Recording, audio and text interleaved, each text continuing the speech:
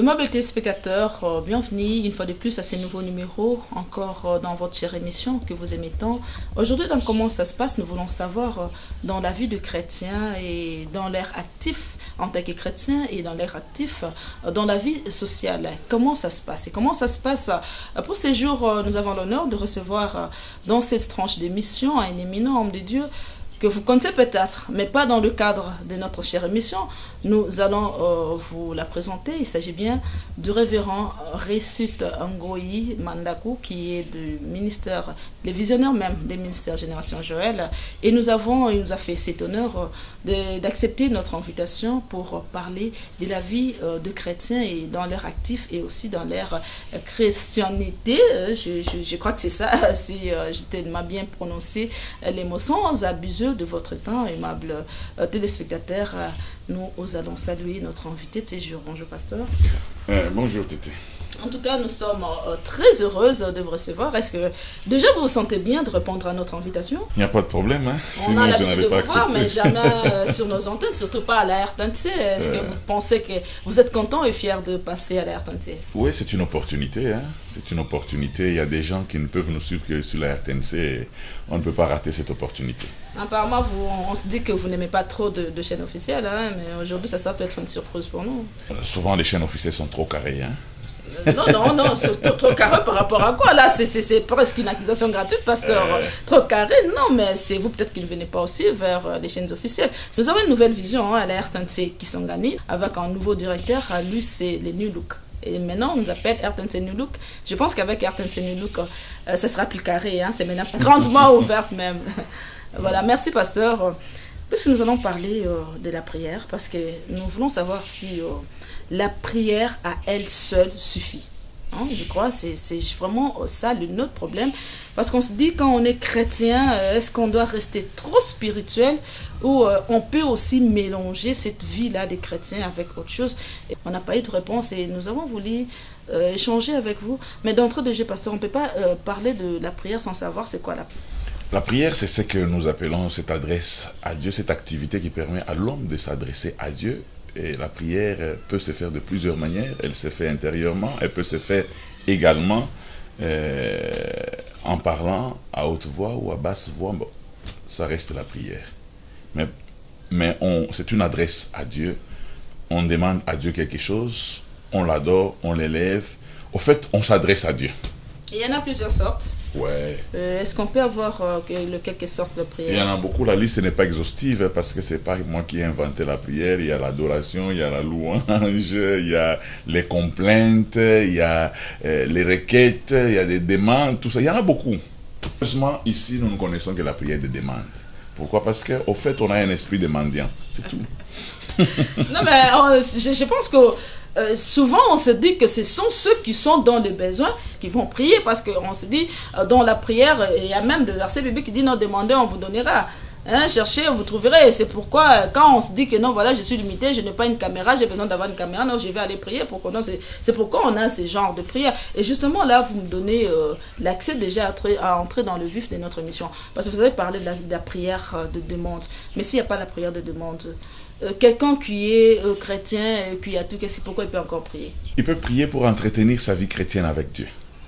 Il prie pour entretenir sa vie chrétienne avec Dieu, c'est-à-dire que, je te donne mon exemple, je passe beaucoup de temps dans la louange et dans l'adoration.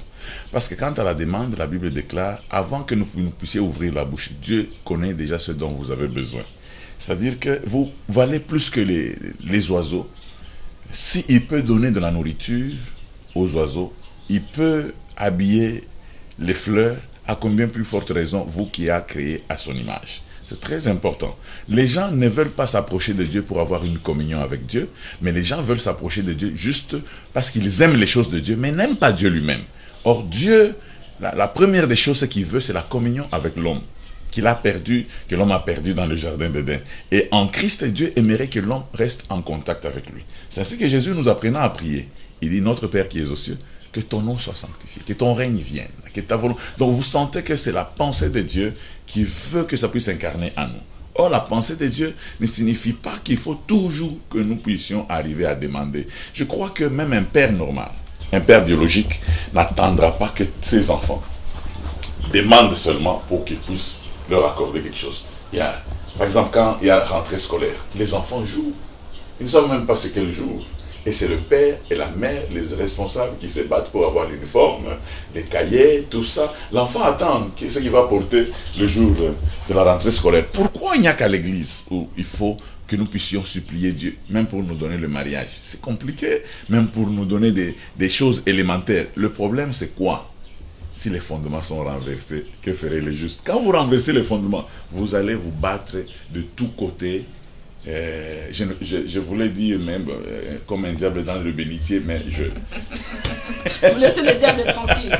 Parce qu'il y a des endroits destinés vraiment à la prière. Il y a des endroits qui sont vraiment carrés. On se dit non, voilà, c'est ici qu'il faut prier. Est-ce qu'on peut prier partout? Il y a des lieux où des sanctuaires consacrés essentiellement à la prière et qu'ailleurs on ne peut pas vous écouter. Non, je crois que si je ne m'abuse pas, c'est Jean 4, 24, il dit vous adorez, Jésus dit vous adorez ce que vous ne connaissez pas. Nous les Juifs nous adorons ce que nous connaissons. Voici l'heure est venue où les vrais adorateurs adoreront le Père en esprit et en vérité. Ce ne sera plus sur cette montagne ou à tel endroit qu'on va prier Dieu. Mais les vrais adorateurs, ça serait en esprit et en vérité. Voilà pourquoi nous disons que notre corps est le temple du Saint-Esprit. Dans mon lit, je peux prier. Dans ma salle de bain, je peux prier. Dans la douche, je peux prier. Même en train de me laver là, je peux prier.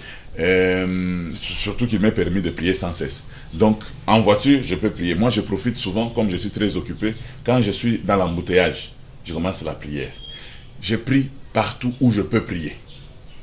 Donc il n'y a pas d'endroit spécifique, mais néanmoins, je crois qu'un endroit, quand vous avez l'habitude de prier à un endroit, il y a une sorte... je ne parle pas d'esprit, comme on peut parler d'un esprit méchant, il y a une sorte, un esprit de prière. Quand vous êtes là, vous sentez que le lieu commence à devenir, ne vous coûte pas pour rencontrer le Seigneur. Vous comprenez? Oui.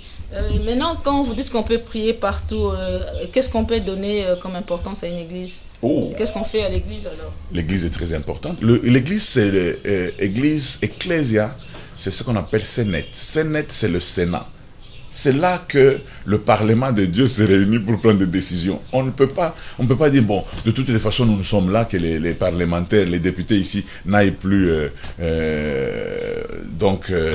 Chez eux, c'est où? Au Parlement. Oui, dans leurs assemblées. Qu'ils n'aillent pas à l'Assemblée parlementaire. Non. Même si il y a à manger dans la ville, eux, leur travail, c'est d'aller au Parlement et de prendre des décisions. Même s'il n'y a pas de décisions à prendre, ils attendent des événements pour prendre des décisions. Mais vous savez qu'il y a des fois, on n'a pas le temps d'aller à l'église pendant une semaine, un mois, 2 mois, on n'a pas le temps d'aller à l'église, mais on doit prier, on peut le faire à la maison. Et quand on dit aussi que la première église, c'est nous-mêmes d'abord, oui. Mais moi, je trouve pas la place de l'église. Non, l'église, c'est quoi? Parce que vous savez, quand vous vous convertissez, vous devenez comme un bébé. Un bébé ne sait pas prendre soin de lui-même. Parce que la parole de Dieu, que nous prêchons à l'église, c'est ça la nourriture spirituelle. La nourriture physique, nous l'avons dans notre ventre, mais la parole de Dieu, c'est la nourriture spirituelle. Si vous séchez, vous n'allez plus avancer. Alors ça sera dangereux pour vous. Voilà pourquoi nous devons aller à l'église pour apprendre. Et si nous n'avons pas le temps, nous devons créer le temps, parce que nous créons quand même le temps pour autre chose.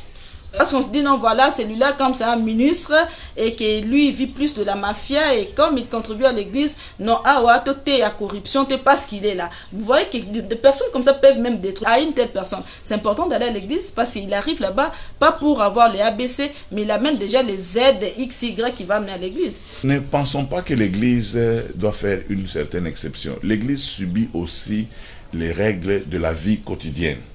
Je donne un exemple que c'est partout, ce n'est pas seulement à l'église. Quand quelqu'un a les moyens, même quand il arrive dans le magasin, vous sentez que tous ceux qui travaillent là-bas veulent s'occuper de lui. On laisse tous les autres là, mais on n'en parle pas à la télé. Maintenant, qu'est-ce qui se passe? Il est demandé maintenant au pasteur, vu leur formation, de savoir un peu serrer le cœur. Oh tiens, moi, cara. Donc, tu vois comme si tu ne vois pas.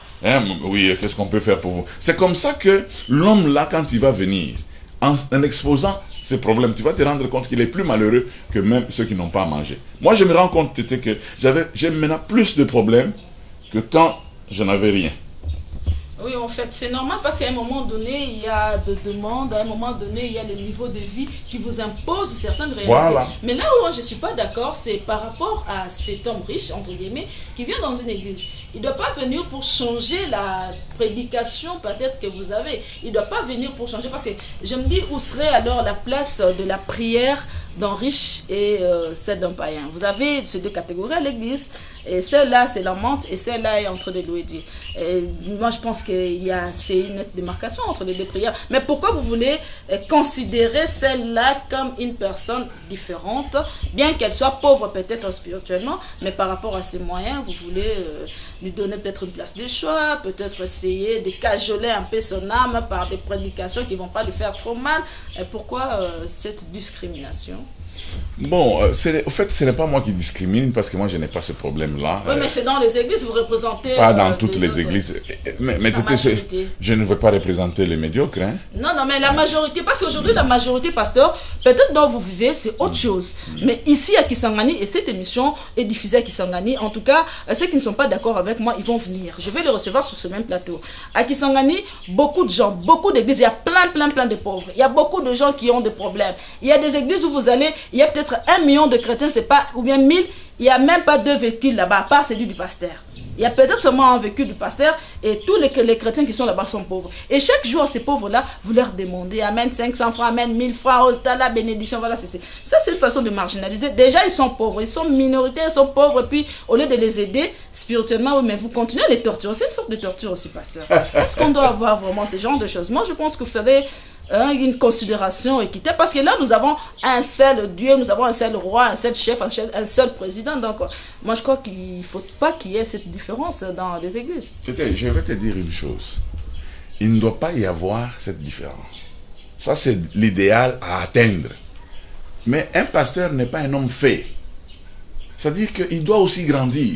La maturité que j'ai aujourd'hui dans l'œuvre de Dieu n'est pas celle que j'avais hier. Parce qu'il faut que je change. Il faut que je grandisse. Dans le temps, quand je prêchais, je ne tenais pas compte du monde. Maintenant, quand je parle, je sens que je suis une bénédiction pour le monde. Je me mets en tête que si un Brésilien suivait ce message, est-ce qu'il serait édifié? Si un Malgache suivait ce message, est-ce qu'il serait édifié? Tu vois un peu, je commence à me mettre ça en tête. Mais si je ne me mets pas ça en tête, j'aurai des problèmes. Je me rappelle un jour, je suis sur une chaîne à Kinshasa qui est sur satellite. On me dit non, l'obana non lingala pour battre nyon subayok. Je dis non. Moi, je ne vise pas bateau au Baloba Lingala. Moi, je vise ceux qui me suivent en Afrique du Sud, qui me suivent en Amérique, qui me suivent de partout. C'est ça que je vise, parce que le français, c'est quand même une langue internationale. Alors, c'est ça mon objectif. Mais tu ne peux pas me voir. Moi, par exemple, tu ne me verras jamais dans une émission dire oh, papa Edouard, papa Mokwa bien. Je ne peux pas. Hein? Si j'ai besoin de te dire bonjour, je viendrai chez toi, on va se croiser, je vais te dire bonjour. Oh non, maman, non, il n'y a que Jésus qui est la raison de mon existence. Donc, c'est ça qui est très important. C'est-à-dire, le pasteur, nous n'avons pas le même âge spirituel. Il y a des erreurs. Le coefficient des erreurs est permis même dans l'œuvre de Dieu. Parce que même dans le journalisme, le coefficient des erreurs est là. Donc, on peut vous permettre, parce que vous êtes nouveau, vous pouvez faire certaines erreurs. À un certain moment, tu vas voir le directeur dire, si c'était une autre personne qui avait fait ça, je pouvais comprendre. Pas toi. Parce que tu es une ancienne. Tu connais ce que c'est les médias. Vous comprenez? Même le jugement de Dieu est fonction de la connaissance. Vous allez vous rendre compte que la même erreur, la même question que Marie avait posée à l'ange, c'est la même question que le père de Jean-Baptiste a posée à l'ange. Mais ils ont eu des réponses différentes. Marie a dit à l'ange, à quel signe le reconnaîtrai-je? L'ange lui a dit, le Saint-Esprit te couvrira de son ombre, tu seras la mère du Fils du Très-Haut, ainsi de suite. Hein? Comme si on cajolait Marie. Mais le père de Jean-Baptiste étant souverain sacrificateur, dans le lieu très saint, il pose la question, à quel signe le reconnaîtrai-je? L'ange lui dit, tu seras muet. Donc, la même question. Pourquoi? C'est Marie qui ne connaissait pas trop des affaires de Dieu, et le père de Jean-Baptiste, qui était un souverain sacrificateur, censé enseigner Israël. Il ne peut pas poser une telle question dans un lieu très saint. Donc vous comprenez que même chez Dieu, le jugement est différent. C'est-à-dire que nous n'allons pas dire les pasteurs ne font pas ça, ou nous n'allons pas dire les pasteurs font ça. Ce que nous exhortons, c'est de savoir serrer le cœur. Quand vous êtes, par exemple, juge, même au parquet, vous vous rendez compte que vous devez traiter le problème d'un pauvre et d'un riche. Serrez le cœur, ne voyez pas les biens du riche. Lire le droit. Et d'ailleurs, on dit bien, il faut dire le droit. Hein? J'aime ce terme-là. Tu ne peux pas, un magistrat ne va pas dire, Tété, toi, tu dois aller en prison. Tu commences à jouer. Mais maintenant, c'est toi qui me juges ou c'est le droit qui me juge? Voilà. Dis-moi, la loi dit ceci, dit cela. C'est-à-dire qu'on dit seulement aux gens de savoir serrer les cœurs. Parce que quand tu regardes le comportement des pasteurs qui ont des moyens, ils ne tremblent pas. Mais quand tu regardes de ceux qui n'ont pas de moyens, au fait, c'est une guerre. Je peux dire quoi? De ceux qui possèdent et de ceux qui ne possèdent pas. Mais il faut savoir serrer le cœur. Le pasteur est riche spirituellement. Et quand il enseigne la parole de Dieu, nous ne demandons pas les offrandes parce que nous voulons les manger. Nous les demandons parce que la Bible en parle.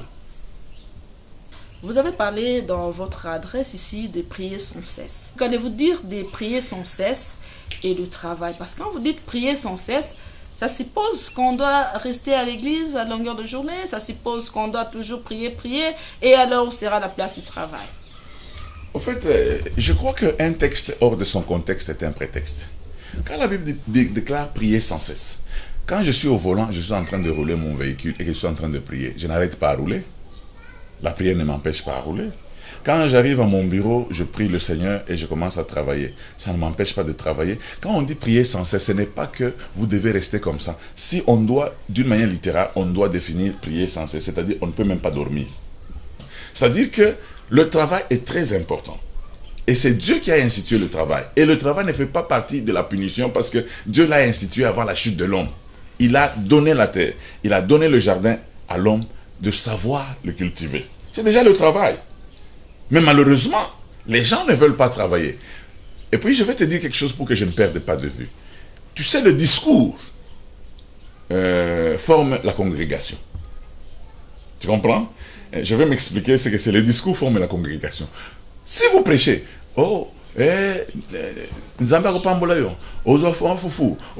tu auras toujours les gens qui ont besoin de foufou. Si tu veux avoir les gens qui vont partir en Europe, Yamba visa. Tu veux partir les filles qui cherchent le mariage. Oh, nazo mona deux mariages. Nazo mona la kisanga. Donc vous c'est seulement le mariage. Moi personnellement, je travaille sur les gens dont l'esprit doit être ouvert. Les gens qui doivent réfléchir. Et vous allez voir, les gens qui s'attachent à moi sont les gens qui veulent prier, réfléchir et travailler. Et il y en a qui disent Yayeleki. Tu sais, une fois j'ai institué à mon bureau, j'ai dit, vous arrivez, on vous inscrit. On prend votre nom, votre adresse et puis votre numéro téléphonique. Pourquoi? Parce que je ne peux pas gérer Dieu. Vous pouvez déjà sortir de mon bureau. Quand je reste en prière, Dieu me dit, dis à Tété ça. Mais je regarde, je n'ai plus d'adresse. Et j'organise de cette manière. Quelqu'un vient à mon bureau et dit, cette histoire-là, on pouvait faire, même sous l'arbre, on prie pour moi. Ça commence à être, on a d'abord dans l'ordinateur. C'est-à-dire que quand un homme s'habitue à la médiocrité, il veut que la médiocrité reste continuellement. Et pourtant, c'est pour son bien que j'ai fait ça. Tu comprends? Oui. Et puis, parfois, il y a des gens qui viennent me voir. Il y en a qui viennent avant les autres. Mais à partir du secrétariat, on sait les mettre selon l'ordre d'arrivée. Et ils ne peuvent pas se bousculer. Mais quand il n'y a personne pour les ranger, c'est déjà du désordre. Alors, il y a des gens qui n'aiment pas ça. Allons-nous nous fier à ces gens ou nous allons faire quoi? Est-ce qu'il y a des catégories de travail qu'ils doivent faire les enfants de Dieu? Je vais te donner une anecdote. Il y a un homme qui était dans un train. Il a posé la question à une autre personne qui était à côté de lui. Il dit, il est quelle heure? La personne n'a rien répondu. Il a insisté, il est quelle heure, monsieur? 3 fois, il a posé la question. Et puis la personne lui dit, je ne veux pas te répondre l'heure pourquoi. Parce que j'ai une montre en or. Quand je vais retrousser la manche pour regarder l'heure, tu vas voir que j'ai une montre en or. Tu chercheras à savoir où j'habite et qu'est-ce que je fais. Et puis, je vais te dire que je suis fonctionnaire, j'ai beaucoup d'argent, j'habite telle part. Tu chercheras une relation avec moi, tu viendras chez moi. Et en venant chez moi, tu chercheras à épouser ma fille parce qu'elle est jolie. Mais quand je pense déjà qu'un homme qui n'a même pas de montre épouser ma fille, mais j'ai des soucis, voilà pourquoi je ne te réponds pas. C'est-à-dire que la personne refuse de répondre, pas à la question, mais la personne va loin. Tu comprends? C'est-à-dire qu'il y a des gens, quand ils vous disent, ils ont quelque chose déjà derrière la tête. Ils se disent, dans la politique, c'est le mensonge. Est-ce que les démagogues ne sont que dans la politique? Est-ce que la démagogie, d'abord, c'est une science exacte? Parce qu'il y a des démagogues qui échouent les élections.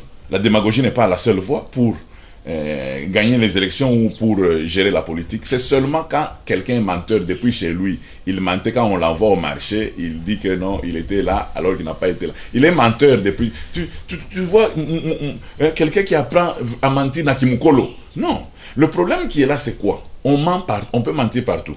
On ment à la dégérade. On ment, je sais pas, même dans le football. On ment partout, tu n'entends pas que... Moi, je sais, il y avait même certaines églises à un moment donné qui disaient qu'ils ne pouvaient pas avoir de fidèles qui suivent le match, qui regardent le foot, parce que là-bas, quand on dribble, c'est son de péché, parce qu'il faut mentir, c'est une façon de pécher. Oui, il y a des églises comme ça qui ne veulent même pas que les chrétiens puissent suivre la télé. Hein, non, ça, le problème qui est là, c'est pour ça que la Bible déclare qu'il n'y a plus de gens, beaucoup de gens qui se mettent à enseigner. Parce que ce n'est pas, tu sais, l'ignorance n'est pas un brevet de mérite. Il y a des gens qui se tapent la poitrine pour leur ignorance. Il faut faire attention. Il ne faut pas dire... la Bible elle-même dit la culture physique est utile à peu de choses. On ne dit pas inutile. Utile à peu de choses. Tu sais ce qui fait la différence entre le premier et le deuxième de la classe? C'est peu de points. C'est peut-être 1% du cours de géographie. Hein. L'autre a eu 8. Le deuxième a eu 5. Hein. C'est ce qui fait le 1% qui fait de l'autre premier. Et là, un cadeau, peut-être il a eu une bourse. Donc, quand on dit c'est utile à peu de choses, c'est quand même utile. C'est très important. Et quand quelqu'un ne connaît pas, il transmet l'ignorance.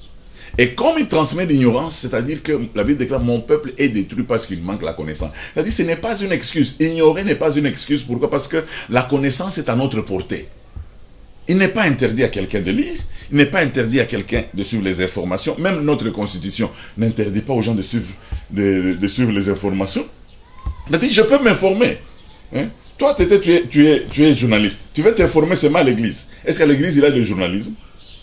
Tu comprends? C'est-à-dire, tu peux avoir un modèle de journaliste à la télé que tu suis. Tu veux prendre ce modèle. C'est ce qu'on appelle un mentor, un parrain dans le travail. C'est différent d'un père spirituel. C'est très important. Or, à l'église, souvent le père spirituel se passe aussi pour mentor. Et pourtant, ce n'est pas le rôle qui va bien jouer.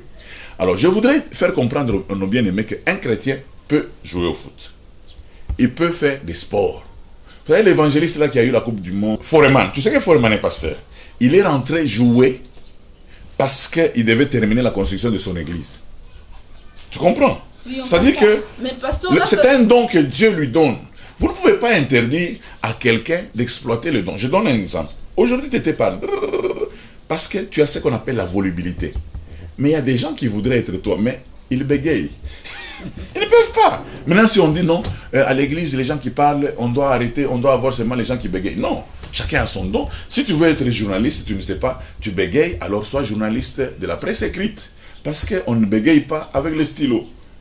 Tu comprends? Oui, mais justement, nous n'avons pas refusé. C'est pas la personne qui refuse de faire un tel ou tel autre travail, mais c'est plutôt l'église. Des fois, il se dit non, voilà, non, pas cette catégorie de travail. Il y a des chrétiens qui prient chaque jour, non, voilà, nous sommes ça, là. Et le travail que Dieu lui donne, il trouve un travail. C'est comme j'ai donné l'exemple, c'est peut-être dans le cabinet d'un politicien, d'un monsieur. On dit non, voilà, celui-là, Azam Tabaloge, il ne faut pas aller là-bas. Et une question, pasteur, est-ce que votre fidèle, un de vos fidèles peut avoir un bistrot comme travail? Non, pas un bistrot.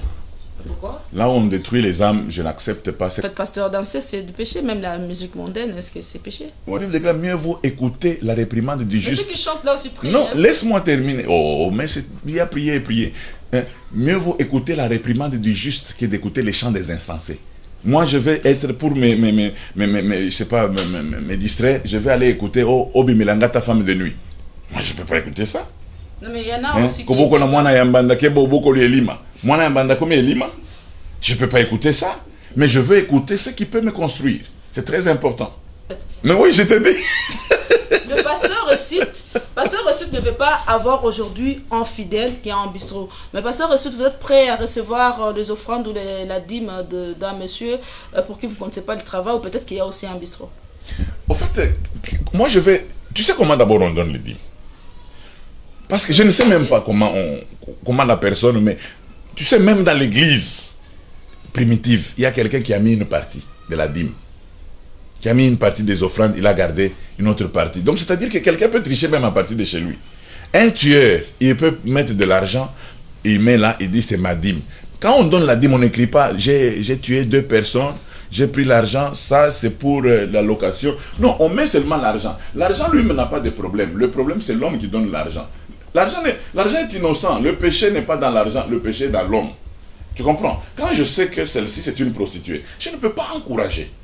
Je ne peux pas encourager ça. Je peux quand même prendre. Non, si je connais ce qu'elle fait, et comme ça, moi et toi, Tété, on se connaît, tu fais la prostitution, je ne prends pas. Je ne fais pas la prostitution, j'ai mon bistrot parce que j'ai du talent par rapport à... Ce n'est pas un talent, tu sais ce qui fait l'homme de Dieu, c'est la maîtrise de soi. Tout m'est permis, mais tout ne m'est pas utile. C'est-à-dire que ce n'est pas parce que je sais faire une chose. Moi qui te parle là, j'ai travaillé dans un bar. Je connais ce que c'est un bar. J'ai travaillé dans le bar de ma soeur. Non, je ne peux pas avoir une activité qui détruit les âmes. Je ne peux pas avoir une activité comme ça. Je ne peux pas avoir une activité qui enivre les gens. Je ne veux pas avoir une activité qui détruit les vies des gens. Je ne peux pas avoir des activités pour nuire au bien-être des gens. Dans la Bible, Jonas a dit, dans autant de jours, il y aura ceci à Ninive.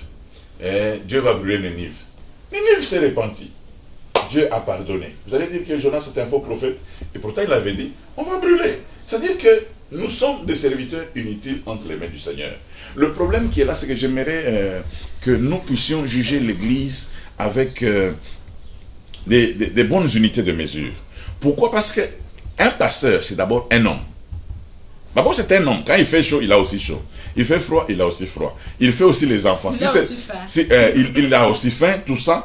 Il peut avoir les sentiments que tout le monde a. Le pasteur peut être tenté dans l'impudicité. Or, la Bible déclare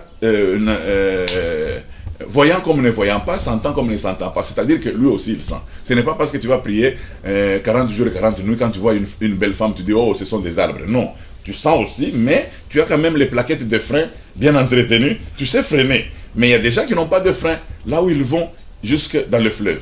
C'est pour cela que nous disons que, étant pasteur, vous êtes appelé par le Seigneur. Dans notre culture, quand Dieu vous appelle, les gens se contentent de l'appel seulement. Mais il faut équiper votre appel. Ce n'est pas Dieu qui va vous envoyer à l'école. Ce n'est pas Dieu qui va vous payer votre billet pour que vous alliez apprendre. Moi, je te dis que je suis en train de travailler au milieu de beaucoup de gens de terrain. Alors, je me dis, qu'est-ce que je vais leur dire? Je commence à équiper mon savoir. Il y a des pays où je vais dans des conférences internationales, soit de la paix, soit de ceci ou de cela. Je vais apprendre. Je vais connaître ce que c'est une constitution. Je vais connaître... toute la Bible parle de l'histoire d'Israël. Pourquoi je ne peux pas visiter Israël? Je vais régulièrement en Israël. La Bible parle de l'Égypte. J'ai été en Égypte, j'ai été en Palestine, j'ai été en Israël. J'ai des projets d'aller en Turquie parce que Paul a été arrêté en Turquie. Je veux voir les choses sur place. Je veux comprendre les contextes dans lesquels la Bible a été écrite parce qu'elle a été écrite dans une culture. Je voudrais comprendre quel est le message que je peux accorder à mes frères aujourd'hui. C'est ainsi que j'ai parlé, il y a une émission, je crois, qui passe régulièrement ici à Kisangani. J'ai parlé de l'infiltration dans le royaume des Chaldéens. Nous avons vu un homme comme David. Il a fait la politique. David était roi. C'est la politique, c'est l'art de diriger. Nous connaissons Abednego, Meshach et Shadrach. Ils ont fait la politique. Mais quand il y a eu une mauvaise décision où le roi a dit qu'ils doivent se prosterner, il a dit pas question. Nous sommes même prêts à mourir. Le problème, c'est que nous avons des chrétiens qui ne sont pas réellement chrétiens, sont des prieurs. Parce que la chrétienté, c'est que vous défendez la cause. Vous comprenez? De Christ. Vous appartenez à Christ.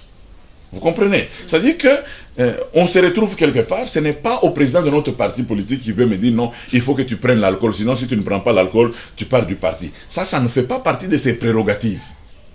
Vous comprenez? Même dans l'armée, les ordres mal donnés ne s'exécutent pas. Vous savez, vous pouvez être garde-corps des chefs, vous arrivez quelque part, il dit tire sur ce garçon, en temps de paix. Un militaire normal, bien formé, il ne va pas tirer. Pourquoi il dit chef? Je ne vois pas pourquoi je vais tirer. Insubordination. Non, ce n'est pas une insubordination. Par contre, si tu tues, là, c'est un crime et ton chef ne va pas te défendre. Parce que même les ordres, même dans l'armée, les ordres mal donnés ne s'exécutent pas. Est-ce que je peux savoir, révérend Récite Ngoïmandako, visionnaire du ministère Génération Joël. Tout à l'heure, nous avons parlé des deux exemples par rapport à la prière et au service, au travail du chrétien. Pourquoi vous avez beaucoup plus donné d'argumentaire sur un ministre, un enfant de Dieu, un chrétien ministre qui est dans la démagogie ou politicien qui est dans la démagogie par rapport à l'exemple que j'ai donné un chrétien, une chrétienne qui a un bistrot? Pourquoi vous avez beaucoup plus soutenu les politiciens au détriment de celui qui a peut-être un bistrot comme source de revenus aussi pour lui, comme un travail qu'il peut facilement faire, mais pas parce qu'il est dans ce qui se passe dans son bistrot? Pourquoi cette... En fait, un problème d'abord de conscience. Parce que quand vous faites, vous créez un endroit, vous créez une atmosphère pour que les gens pêchent. Ce n'est pas digne d'un enfant de Dieu. Non, l'idée, c'est pas de pécher. Nous avons dit que parce que vous avez dit qu'il faut ne travailler. t'en fais pas. Pasteur, je peux accepter, suis-moi, je peux accepter qu'un chrétien travaille dans un hôtel. Et si vous travaillez dans un hôtel, un client dit, est-ce que tu peux m'amener une bière dans la chambre 12? Vous amenez la bière, ce n'est pas vous qui buvez la bière, vous amenez la bière parce que c'est votre travail. Les gens vont dire non, parce qu'on a passé un temps où les gens disaient on ne peut même pas toucher la bouteille, alors que maintenant l'huile là, l'unité de mesure d'huile là, c'est la bouteille de cette bière là, mais là on touche parce qu'il y a... Le problème ce n'est pas la bouteille, le problème c'est que tu es dans un travail. Est-ce que vous pouvez nous faire une synthèse parce que nous sommes en train de chiter? C'est juste l'ignorance. C'est juste l'ignorance, comme j'ai l'habitude de le dire. Tu montes dans un véhicule qui va à Mangobo, mais pour toi, tu es en train de partir à l'aéroport. C'est-à-dire, tu peux être sincèrement dans l'erreur, en train de chanter même les cantiques de Dieu, mais en te perdant. C'est-à-dire qu'il y a des gens qui chantent même, qui adorent le Seigneur dans la perdition. Tu comprends? Donc c'est pour cela que la Bible déclare, mon peuple est détruit parce qu'il lui manque la connaissance. Mon mentor disait toujours que le cimetière est plein. Pardon, parce que vous parlez beaucoup de mentors, c'est pas tout le monde qui comprend les mentors, c'est qui? Parce que vous avez parlé de mentor. Mon parrain. Mentor. Voilà, le parrain. Mon guide expérimenté. Non, c'est moi qui l'ai choisi. Ok. En fait, vous l'avez eu comme modèle. Voilà, très bien. Je l'ai eu comme modèle. Il disait toujours que les lieux les plus riches du monde sont les cimetières. Parce que c'est dans les cimetières qu'il y a des chansons non encore chantées qui dorment dans les cimetières. Il y a des livres non encore écrits qui sont dans les tombes. Il y a des politiques non encore faits qui sont dans les tombes. Il y a des partis politiques qui n'ont pas vu le jour, qui sont allés dans les tombes avec ceux qui allaient commencer ce parti. Donc c'est plein de richesses. Il y a des commerces non encore faits. Il y a des inventions. Mais qui seront plus faits. Qui ne seront plus faits parce que l'homme est allé dans le cimetière. C'est pour cela qu'il faut se vider soi-même. Mourir comme Christ. Christ dit tout est accompli. Mourir comme Paul, il dit j'ai couru, j'ai achevé la course. Désormais la couronne de justice m'est réservée. Voilà pourquoi je travaille durement pour que ce que Dieu a mis dans mon ventre, que je puisse contribuer à l'avancement de l'œuvre de Dieu. Alors je tiens à vous dire une chose. Le pasteur Réussite ne connaît pas tout. Je suis un homme. Mais ce que je connais, je fais tout pour le connaître bien. Tu comprends? C'est pour cela que mon souci à moi, une des visions que le Seigneur m'a données, c'est de faire réfléchir les chrétiens. Parce qu'apparemment, les cerveaux des chrétiens sont des cerveaux qui ne fonctionnent pas beaucoup parce que tout est dans la foi. Or, la Bible déclare dans Proverbe, il dit, celui qui réfléchit sur les choses trouve le bonheur.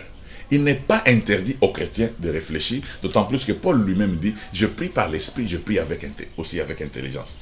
Imagine-toi un peu, tu te mets, tu as une émission à la télé, tu es un pasteur, tu commences ton émission, rababababa, iyamamamama, robobobobobo, tu t'adresses à qui? Oh, la Bible déclare, celui qui parle en langue s'édifie lui-même. Tu viens t'édifier à la télé. Parle dans une langue qui nous permet, c'est pour cela que tu es à la télé, pour parler dans une langue que nous allons comprendre. Et quand nous parlons à la télé, moi quand je prêche à la télé, c'est différent de quand je prêche à l'église. Pourquoi? Parce que je connais ce que c'est les médias. Je me dis, pendant ce temps, quand je parle à la télé, qui me suit? Il y a les musulmans qui me suivent, il y a les païens qui me suivent, il y a les catholiques qui me suivent, il y a les pentecôtistes, il y a les baptistes, il y a des gens qui n'aiment pas Dieu, qui me suivent. Quels sont les arguments que je peux utiliser? Je ne peux pas être à la télé. Non. Ça, c'est la télé. Les gens sont dans leur maison. Je parle pour que chaque... Vous dites d'abord recevez, toucher la télévision. Non, mais ce n'est pas parce que vous criez que l'onction augmente. Non. Hein? Vous savez, quand vous chassez, par exemple, les démons, vous dites au nom de Jésus, allez. Ça a la même teneur quand vous dites sortez! Mais pour le deuxième exemple, vous perdez la voix, vous n'avez pas de lait. C'est pourquoi la plupart des pasteurs ont des voix cassées. La plupart des pasteurs se reconnaissent par leur voix, les voix sont cassées. Parce que... Oui, vous pouvez continuer. Non, c'est l'ignorance qui fait que leur voix se casse parce qu'ils crient trop. Mais apparemment, Dieu n'écoute pas bien. Non, Dieu écoute. Les démons ont des oreilles fines, même quand tu dis sortez. Le problème, c'est ce qu'il y a à l'intérieur. Comme le fils de Séva avait dit, ils ont chassé les esprits méchants. Les esprits méchants ont dit non, Jésus nous connaissons, Paul nous connaissons, mais vous qui êtes-vous? Quand même ils avaient crié, le démoniaque les a frappés. Donc c'est-à-dire que l'onction ou la puissance n'est pas dans la voix. Vous pouvez ne pas préparer le message, mais vous venez crier à l'église. Le problème, c'est vous avez préparé le message pendant combien de temps? Est-ce que vous avez fait des recherches pour donner la nourriture conséquente au troupeau? Vous savez, quand vous ne préparez pas de bons messages pour donner au troupeau, même la santé spirituelle des brebis sera médiocre. Or, nous devons faire des recherches. Nous devons travailler. Non seulement travailler, nous devons prier.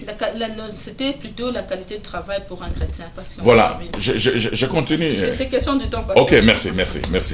Le chrétien ne doit pas, on ne peut pas maintenir les gens à l'église. Prions, Dieu va nous donner l'argent. Vous savez l'exemple que nous donnons. Il y a des exemples de témoignages que moi, je décourage à l'église.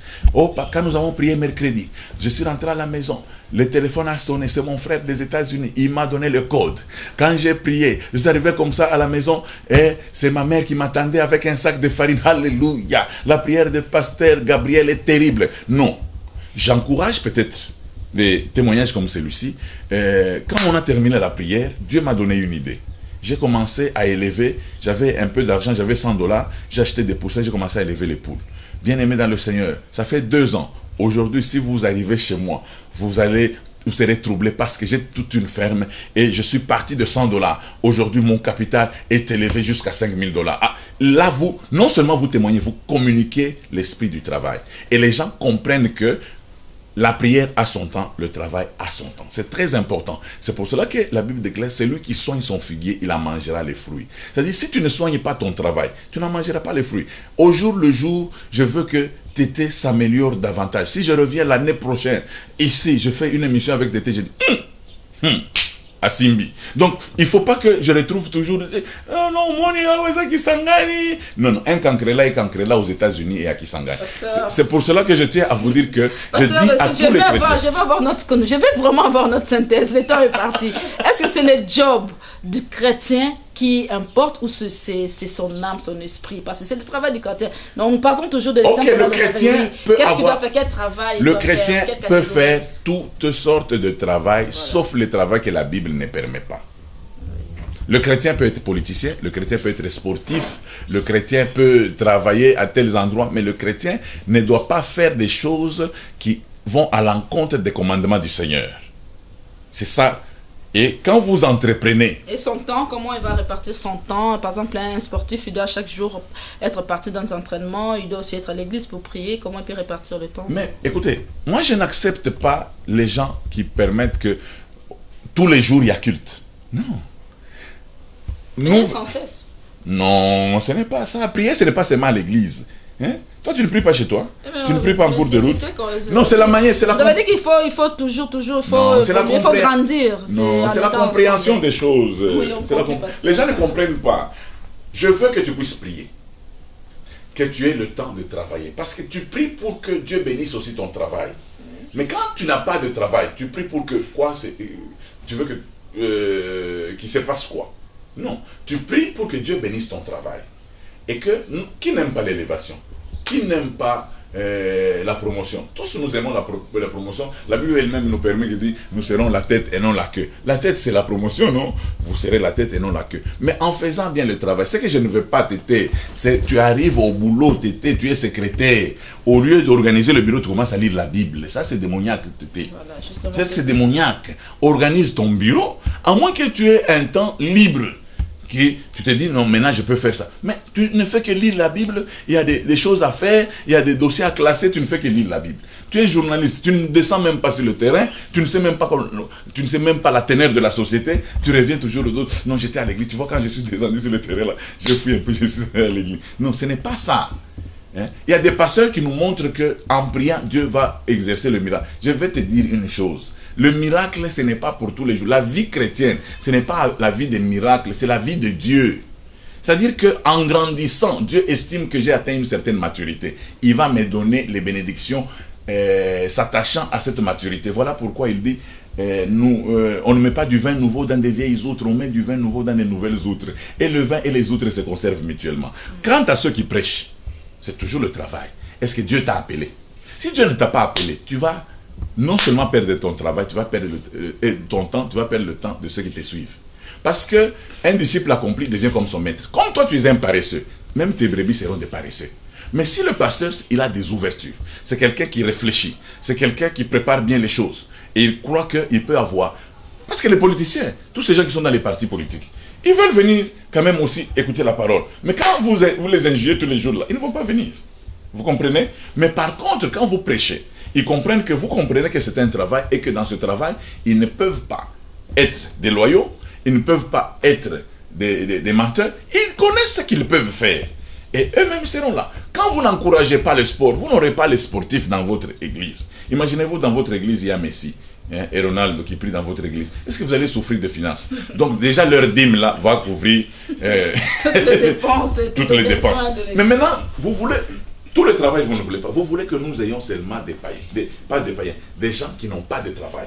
Ils vont donner quelle dîme? Ils vont donner quelles offrandes? Et vous-même, vous allez vivre comment? C'est pour cela que moi, en tant que pasteur, je te dis, Tété, je ne suis pas seulement pasteur. Je suis un conférencier. Je suis un motivateur. Je suis un conseiller matrimonial. Tu comprends? Tu vois, tu entends cette voix? C'est un don que Dieu m'a donné. Je plaque les voix pour les documentaires. On me paye, hein? C'est du travail. On me paye. Il ne faut pas dire, ah, t'as un pasteur. Non, c'est une voix. C'est un don que Dieu m'a donné. Donc, il y a des choses que je fais qui me donnent de l'argent. Et cet argent n'est pas démoniaque. Vous comprenez? C'est pour cela que nous disons au pasteur que tu ne peux pas vivre du panier. Le panier est très médiocre pour que tu bénéficies de la bénédiction de Dieu. On a dit que pour que là, il est temps de s'occuper des âmes. Sinon, si lui aussi travaille, il n'aura pas... Non, le travail du pasteur, c'est quoi? Je me suis rendu compte que même les pasteurs qui sont... Beaucoup de pasteurs qui sont à temps plein, ils fainéantent. Je ne sais pas si c'est parce qu'ils ont beaucoup de temps. Mais non, si vous êtes à temps plein, il y a beaucoup de choses à faire. Moi, je te dis que je suis à temps plein. Mais j'ai beaucoup de choses à faire. Je viens de Kinshasa.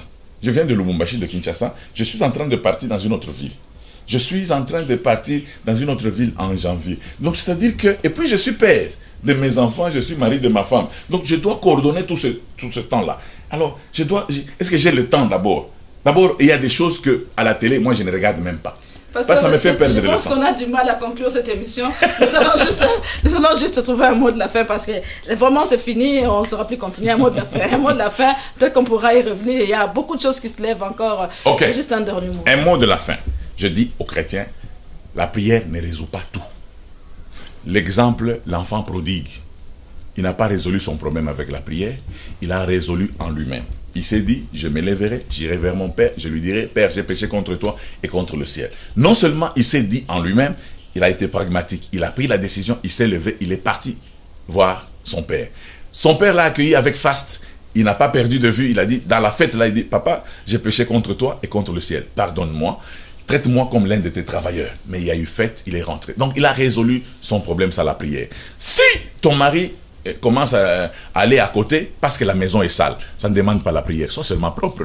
Organise-toi pour être propre, tu vas faire revenir ton mari, ça ne demande pas la prière. Il n'y a aucune prière qui fait souffler le vent pour balayer ta maison. Donc c'est là que j'aimerais que les gens arrivent à comprendre que la prière ne résout pas tout. Il y a des résolutions, ce n'est pas la réflexion. Il y a des résolutions, ce n'est pas le comportement contre la solution. Mais la prière, elle est très importante. C'est pour ça que je vous demande aux chrétiens de travailler. Parce que, d'ailleurs, le diable ne veut pas que vous puissiez travailler parce qu'il sait que vous avez déjà la faveur de Dieu. Parce que notre père, un des patriarches, la Bible nous dit que c'est Isaac. Dieu lui dit, il voulait partir en Égypte. Dieu lui dit, ne va pas en Égypte, il reste à Guérar. Et quand il est resté à Guérar, il n'est pas resté en prière. Il a continué ses activités normales, c'était un cultivateur. La Bible déclare, cette année-là, il sema et il récolta le centuple. Au milieu de la sécheresse, il récolta le centuple. Voilà des exemples à suivre. Il ne faut pas suivre les exemples des paresseux qui disent qu'ils vont se réjouir seulement au ciel. Si vous ne savez pas obtenir ce que vous voulez ici sur la terre, qu'est-ce qui nous prouve que vous irez au ciel? Répondez vous-même. Là-bas, on va s'acheter des véhicules. Répondez. Les petites choses ici, vous ne savez pas les avoir par votre prière. Qu'est-ce qui nous prouve que vous irez au ciel? Où vous n'avez jamais été? Donc je crois que les indices par lesquels nous pouvons voir les signes de Dieu. Un homme de Dieu a dit, là où Dieu signe, il y a des signes. Là où Dieu approuve, il y a des preuves.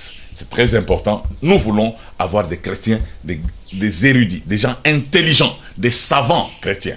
Que ce soit en politique que nous ayons des chrétiens. Des bons joueurs, des grands attaquants chrétiens. Nous voulons avoir des savants chrétiens. Nous voulons avoir des pasteurs, des érudits. Quand vous parlez, avec même une autorité, l'autorité sent que l'homme ici a la tête sur les épaules.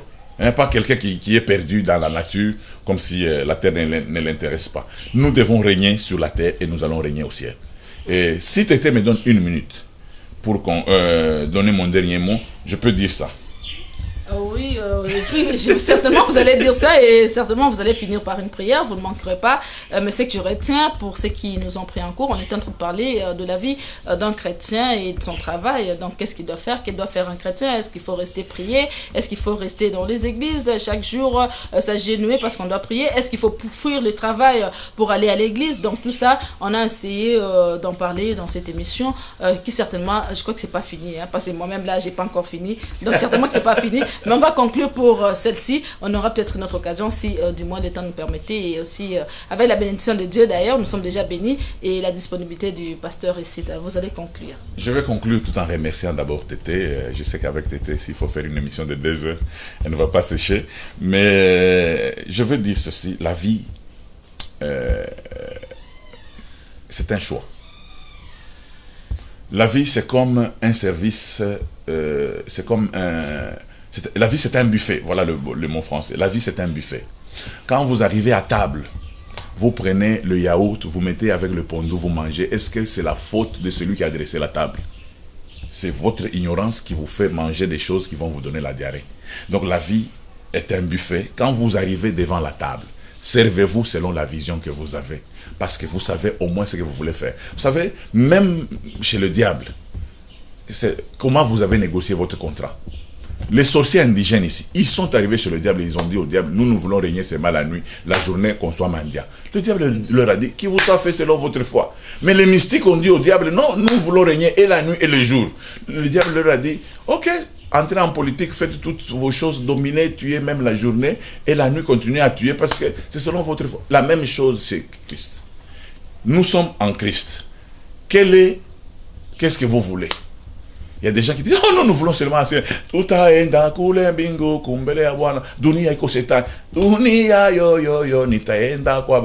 pas de problème. Je dois partir. Oh, c'est un choix que vous avez fait. Vous irez au ciel. Mais moi, je crois dans la Bible qui dit, les apôtres posent la question à Jésus. Nous avons tout quitté et nous t'avons suivi. Qu'est-ce que nous aurons? Et Jésus leur dit, à cause de tout ce que vous avez quitté, vous l'aurez au centuple. Moi, je veux le centuple sur la terre et régner au ciel. Voilà mon choix. Que Dieu vous bénisse. Pasteur, une prière parce qu'on se dit qu'on a un pasteur. C'est pas seulement un pasteur savant, c'est pas seulement un pasteur bon parleur, mais qui va aussi nous bénir. Père éternel, je te bénis pour tous nos bien-aimés. Maintenant, à propos de la prière et de l'église éternelle des armées, j'aimerais que tu bénisses tout un chacun d'entre nous. J'aimerais que tu bénisses tes enfants de manière à ce que, au-delà de gloire, qu'ils aient à s'épanouir, mon Dieu, mon Rédempteur, dans la vie sur la terre et à préparer d'aller au ciel. Que ton nom seul soit béni, que ton nom seul soit élevé, que ton nom seul soit glorifié. Seigneur, je bénis cette émission, je bénis l'animatrice de cette émission, je bénis la chaîne qui nous présente au public, je bénis la ville de Kisangani, je bénis la RDC. Dans le nom merveilleux de Jésus. Amen. Amen. Merci beaucoup, pasteur. Nous bénissons également Obed Kaniki qui était derrière la caméra. Il ne s'est pas fatigué pendant toute la discussion. Merci beaucoup, pasteur. C'est bon, merci. Il n'y a pas de problème.